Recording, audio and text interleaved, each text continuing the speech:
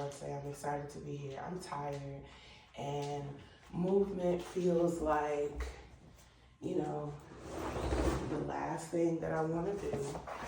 But when you work as hard as I do, and I know the majority of y'all probably do, you need ways to let your body relax. So we're just gonna do a couple quick, easy stretches, and I'll put on some soft music for us.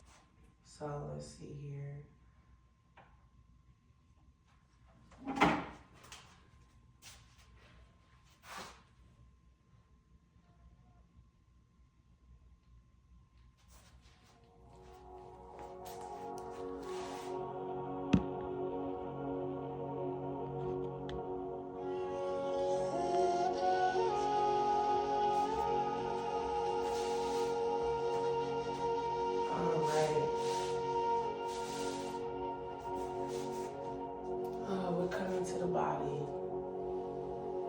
Coming to the body and giving thanks, coming to the body and giving honor, just coming to the body. And I want you to just slowly warm yourself up, just run your hands over your skin, really soft and nurturing, like you're, just comforting yourself, and give yourself a nice pull across the chest every time. Bring your hands, open the chest, and then start to make that hug a little bit bigger, and feel your hands like pulling apart on the chest. We want to make that circle, that grab a little bit bigger. So, and let it wash away, grab, and let it wash away, pulling apart the chest, opening the chest, grab it up and pull it apart, grab it up and pull it apart, and open, breathe, let the knees get soft. I want you to go ahead and bounce right there, just letting the knees soften. If you need to bring your stance in a little bit more, breathe, breathe, breathe, breathe. And bring the chin to the chest, roll down the spine, and let those hands fall, feeling that stretch in the back of your glutes, in the back of your legs. Take a deep belly breath.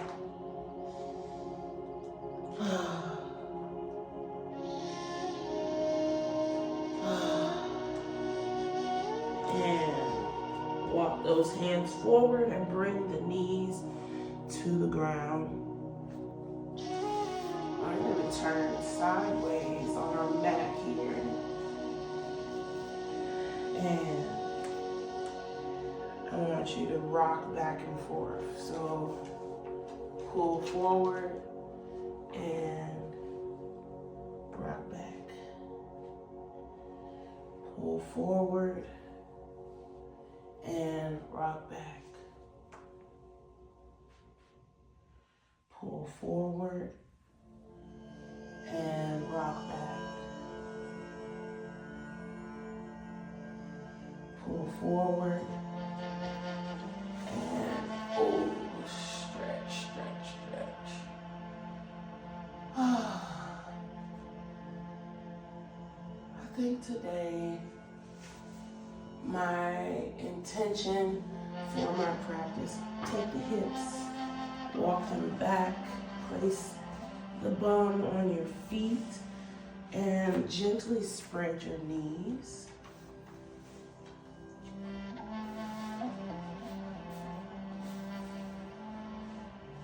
I think the call for today's practice is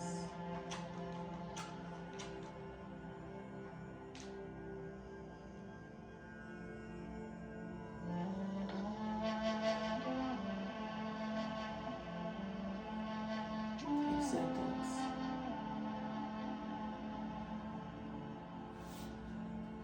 Take your right arm under your left. Twist that shoulder over. Acceptance.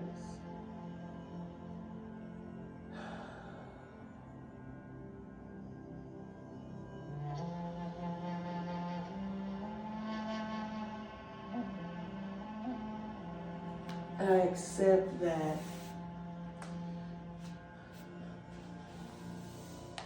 sometimes people will never love you the way you need to be loved. No matter whether it's in their capacity to do so or not. They just refuse. And you can spend so much time arguing with reality and arguing with who they're choosing to be.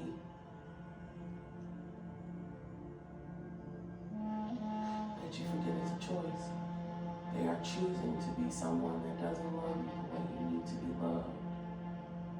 They are choosing to be someone that hurts you. They are choosing to be someone that doesn't care. They're choosing to be someone who puts others in front of you. They're choosing to be someone who creates this story with you when they can choose to be someone else.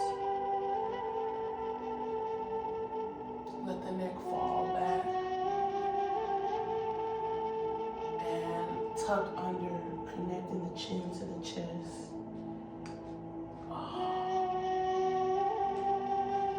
So that's what I think today's lesson is, acceptance.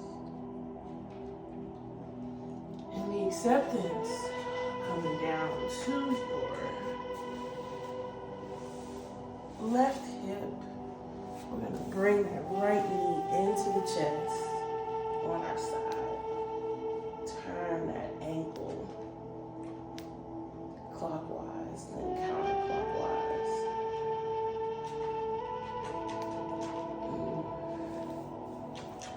Stretch that out and then roll on your back to bring both knees into your chest.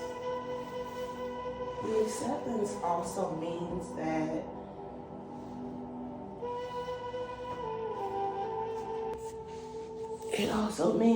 we are pushing ourselves to stop reaching for a version of someone that no longer exists or never existed. And so it's pulling yourself out of the timeline of thought where that possibility existed. That's where the suffering stops. When you recognize that you're no longer in that time-space reality anymore. You can't get stuck in that dimension of time, because if you do, you'll never come back. Left leg. You'll never come back. You'll be stuck standing there forever wondering, why didn't you love me? I loved you. I gave you everything that I could. I tried to be the best person that I could be to switch legs. Why won't you love me? And I think it has a lot to do with childhood abandonment for me and neglect. Not to say that my parents were horrible people, they weren't. But they lost a child at the age of 2, when I was 2. I lost my 13-year-old brother. My mother was his first responder. My father didn't know how to control his emotions in any way. So, they suffered. My whole family suffered. You can even tell by the elders. Lay your legs to the right, look to the left. So my parents just didn't have a lot. Something so major had been stolen from them. They didn't know what to do. My mom always says that I kept her alive, and I believe her. I believe her.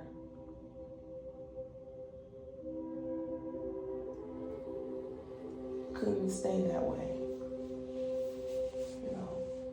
because we have to have a multitude of reasons for living.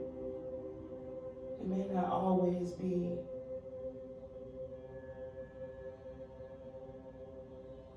that one thing. Hopefully we find those things throughout our life.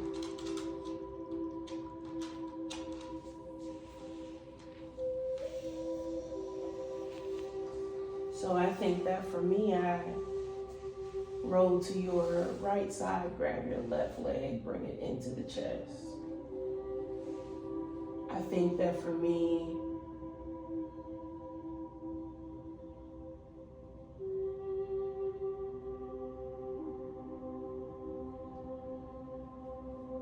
my parents did the best that they could, but grief stole them from me. Feet on the ground. And just relax the body for a second.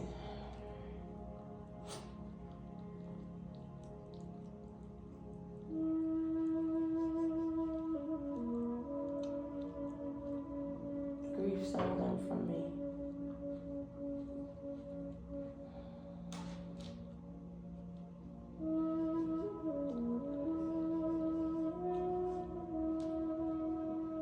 So the person I'm really asking that question to is my mom and my dad.